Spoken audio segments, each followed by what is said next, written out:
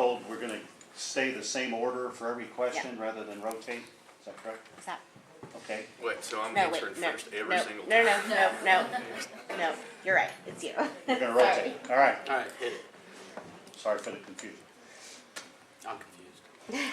Housing came up as a topic with many of our members. With Trump's proposed $1.6 billion in cuts to HUD, how will you ensure affordable housing in the 9th District? Again, it's 2 minutes. You know, we have a big homeless problem up in Bloomington. Some of the people talk to us, or that I've talked to, say it's because we offer so many services for these people. To get specific, to actually say that this is where we need to appropriate money is almost an impossible thing for me to do. I won't be disingenuous. The bottom line is that we need to get the money into the programs that can build the houses that we need and have the programs that we can help these people get off the street. This problem is incredibly complicated. It always has been. It's not like a silver bullet thing. I mean, there's so many things that encompass a homeless person or people not having shelter. It's healthcare, it's food, it's job, transportation is probably one of the biggest things that people forget all the time is people have to walk to work, and usually those jobs are not as high paying, if you have to walk to work and they don't have access to transportation. It's just a multitude of things. So I think it's more of a approach, or how we decide we're going to fund just a massive amount of social aid programs that all those things combined will help people find the housing that they need. Rent, affordable housing, that's one thing too. We also have to raise the level of the minimum wage to reflect what actually is our current living standard of condition, cost of living. Everybody says $15, that's kind of the number that floats around out there. Some of that might be hard for some of the smaller businesses, so maybe we could try a tiered program where, it comes up, where people don't have to, they kind of have to meet that requirement over time, but definitely need to bring up the wages. Sometimes it's going to be more than $15, so.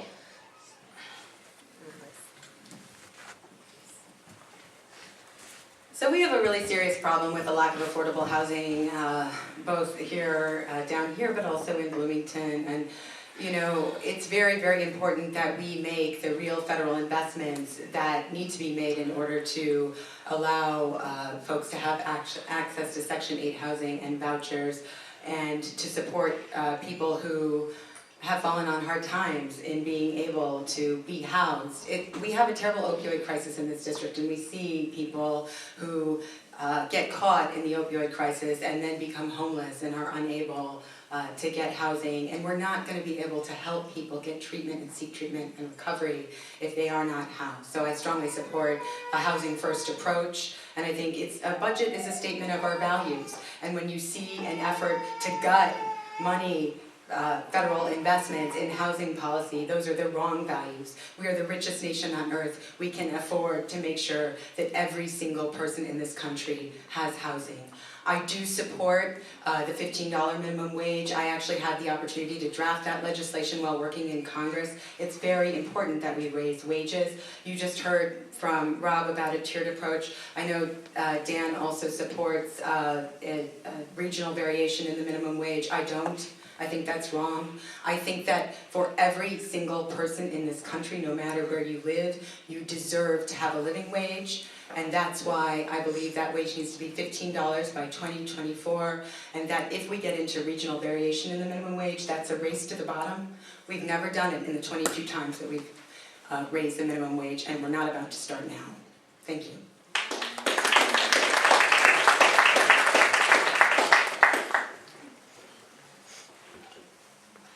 Not sure how we got onto that topic after the housing question, but I will address it very briefly in the sense that I support independent commissions to determine whether or not what a regional livable wage ought to be. I do support a livable wage, there's no question about that. I've been very, very clear about that.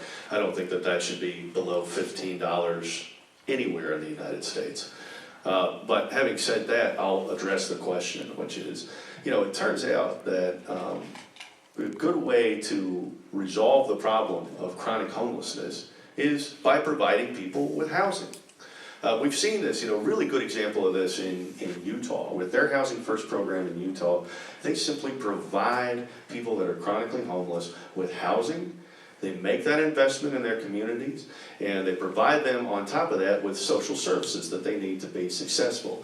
So it's not a simple matter of just erecting an apartment complex and saying, all right, folks, go live here, and then we've solved the homelessness problem. That doesn't work. You have to also invest the money to provide social services that give them the support network that they need to get off the streets. That takes a lot of money, definitely, but it's another instance in which we find the Republicans, and particularly the Trump administration, being penny wise and pound foolish. If we simply invest the money up front and say, here's your housing, here are your support services, we save tons and tons of money. We save money from hospitals, we save money from our jails, we save money on the back end in just about every way that you can possibly imagine. So making an investment in our people, we've seen this up in Bloomington, as a matter of fact.